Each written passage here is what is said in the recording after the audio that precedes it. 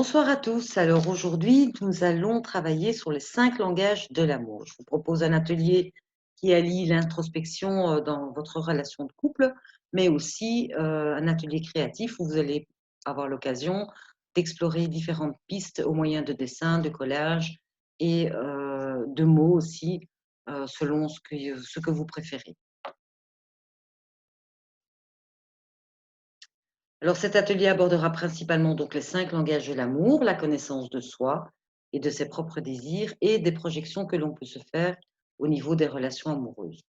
L'une des grandes interrogations de l'humanité, car l'homme est un être social qui a besoin du regard des autres, d'attention, de contact physique, de relations, à travers le temps a pour objectif la rencontre de l'amour, les bonnes relations avec les autres, voir comment se faire aimer et comment aimer une autre personne, au point parfois, enfin souvent d'ailleurs, de sacrifier une partie de sa liberté pour son bonheur avant tout. Alors de bonnes intentions pourtant ne sont pas toujours faciles à mettre en pratique. Car entre les bonnes intentions et la réalité de la communication au sein du couple, il y a souvent une marge.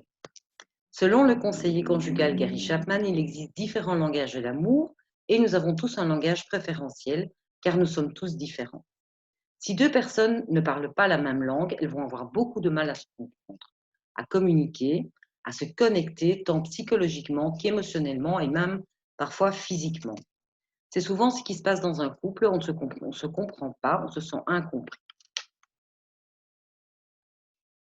Pourtant, lorsque nous sommes dans une phase, la phase du coup de foudre ou la lune de miel, donc la période du début du couple, quand on vient de se rencontrer, période que l'on vit comme fusionnelle, beaucoup de couples pensent à tort qu'ils connaîtront toujours ce merveilleux sentiment et qu'ils ne seront pas comme les autres. Malheureusement, l'éternité du sentiment amoureux est une fiction. En identifiant son langage sentimental préférentiel et celui de son partenaire, le véritable amour peut enfin se construire et se consolider dans la période de crise, durant la phase de confrontation, une phase qui est tout à fait naturelle que va vivre le couple. Alors, on identifie donc 5 langages amoureux, les moments de qualité, les cadeaux, les services rendus, le toucher physique et les paroles valorisantes. Maintenant, je vais vous inviter à faire un petit exercice d'introspection et simplement en répondant à quelques petites questions pour voir un petit peu où est-ce que vous vous situez, si vous arrivez déjà à voir un peu plus clair par rapport à votre propre langage amoureux ou celui de votre partenaire. Alors, sur une feuille blanche à part, notez les réponses aux questions suivantes. Selon vous, encourager l'autre, c'est avant tout. Ça peut être par des mots, des gestes, des attentions. Faire les choses avec l'autre personne aussi. Quand vous vous sentez mal, pardon, quand vous manquez de, ça peut être des câlins, ça peut être de temps passé avec l'autre, ça peut être les petits cadeaux que le compagnon ou la compagne oublie le jour de votre anniversaire, par exemple.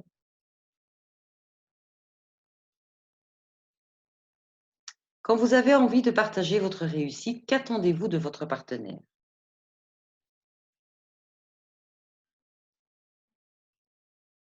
Votre anniversaire approche, qu'est-ce qui vous toucherait le plus? Quelles sont les manifestations spontanées de l'amour pour vous? Ou pour lui? Ou pour elle? Quelle est la plus belle preuve d'amour pour vous? Quelle est la plus belle preuve d'amour pour lui ou pour elle? Donc bien entendu, vous pouvez faire ce test, à 2, hein, en couple ou bien chacun seul de votre côté et ensuite partager. Alors pour vous, une semaine sans câlin, c'est 3 petits points. Vous êtes seul ce soir, comment allez-vous occuper votre temps? Qu'est-ce que vous ne supportez pas chez l'autre?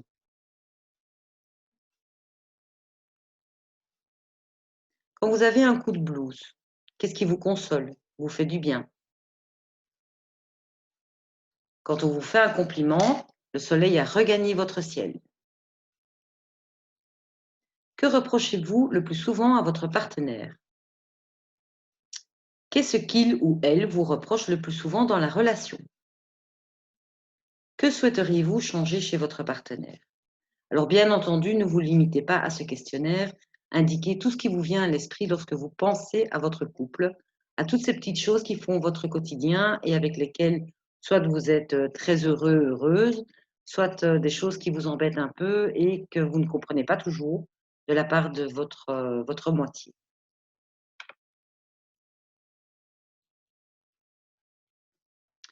Avec ce questionnaire, les différentes questions auxquelles vous avez répondu, vous pouvez peut-être déjà identifier quelles sont vos attentes dans la relation de façon plus précise. Sinon, vous pouvez réfléchir à ce qui vous blesse le plus dans ce que votre conjoint fait ou ne fait pas. L'inverse de cette attitude est probablement ce dont vous avez besoin pour vous sentir aimé. Vous pouvez aussi vous souvenir de ce que vous réclamez le plus souvent. Identifier de quelle manière vous exprimez votre amour, car vous donnez très certainement ce que vous aimeriez que l'on fasse pour vous. Si vous avez un partenaire, lorsque celui-ci vous fait des reproches, il exprime très certainement ses besoins émotionnels par ses indices dans son langage sentimental et ce dont il a besoin. Alors, dans certains cas, ce sera des paroles encourageantes, une accolade, du temps avec l'autre, des moments romantiques, une écoute de qualité, une attention.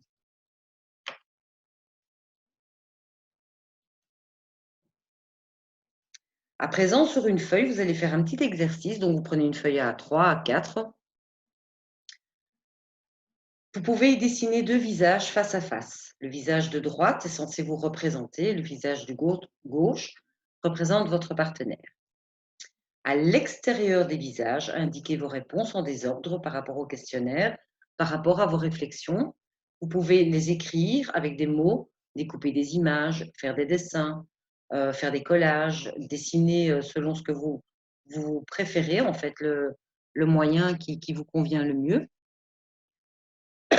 Ensuite, dans le visage de gauche, tout ce que pourrait faire votre partenaire pour parler votre langage. Et dans le visage de droite, tout ce que vous pourriez faire pour parler son langage ou celui que vous avez identifié. Puis si vous n'avez pas fait le test ensemble, ce qui vous semble à vous le plus juste par rapport à votre partenaire. Alors remplissez vos visages par ces mots ou ces dessins ou ces collages. Quand vous avez fini cet exercice-là, je vous invite à vous poser quelques questions, notamment quels sont les besoins qui émergent, qui sont nécessaires à une harmonie amoureuse. Notez les souvenirs qui vous reviennent en rapport avec vos besoins, à l'endroit qui vous semble plus opportun au niveau de la feuille, et quelles sont surtout les émotions qui en ressortent.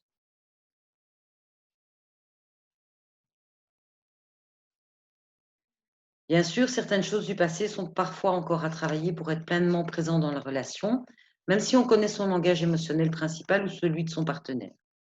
Alors simplement, interrogez-vous, quelles actions allez-vous mettre en place pour simplifier la relation avec votre partenaire?